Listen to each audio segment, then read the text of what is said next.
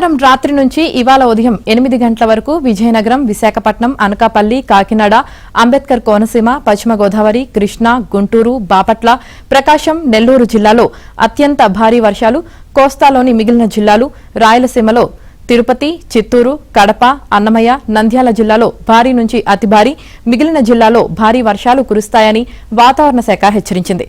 తీవ్ర తుఫాన్ 233 మండలాల్లోని 1419 గ్రామాలు, 44 మున్సిపాలిటీల్లో ప్రభావం చూపే అవకాశముందని విపత్తుల నిర్వహణ సంస్థ ఎండీ ప్రఖర్ జైన్ అంచనా వేశారు.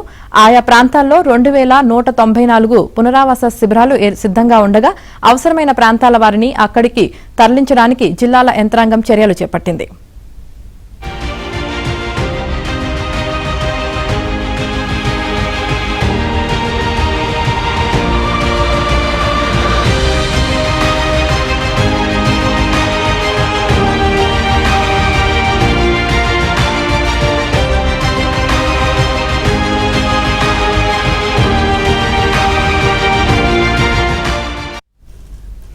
తుఫాను ప్రభావంతో శ్రీకాకుళం నుంచి ప్రకాశం జిల్లా వరకు భారీ నుంచి అతి భారీగా అక్కడక్కడ కుంభవృష్టిగా వర్షాలు కురిసే అవకాశం ఉండడంతో మంగళ, బుధవారాలు పలు జిల్లాలకు భారత వాతావరణ శాఖ రెడ్ అలర్ట్ ప్రకటించింది.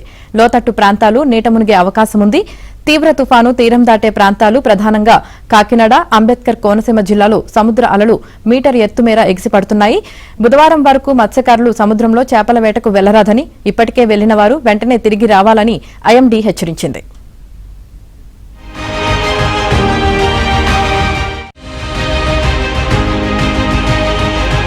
మధ్యరాత్రి మధ్యలో కాకినాడ పరిసర ప్రాంతాల్లో తీరాన్ని తీవ్ర తుఫానుగానే తాకే అవకాశం ఉంది. తీరాన్ని తాకే సమయంలో ఈ తీవ్ర తుఫాను 90 నుంచి 100 కిలోమీటర్ల వేగంతో గాలులను కలిగించే అవకాశం ఉంది. గరిష్టంగా 110 కిలోమీటర్ల వరకు ఈ గాలులు వేగం చేరుకునే అవకాశం ఉంది.